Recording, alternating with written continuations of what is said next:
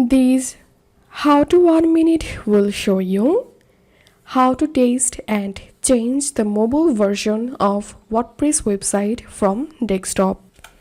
So follow the step-by-step guide to do it.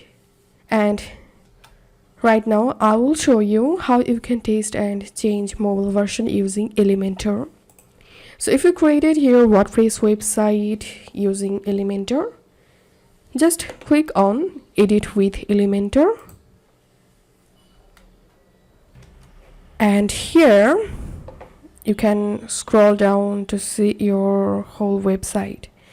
Now to see your website in mobile version, at the bottom here you will get this responsive mode. So all you have to need, just click on it. And here you will get three options. One is desktop, tablet and mobile.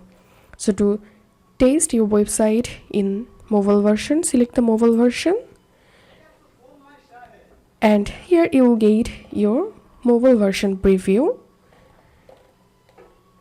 And for example, I want to change this text in mobile version because as you can see it's aligned, not perfect.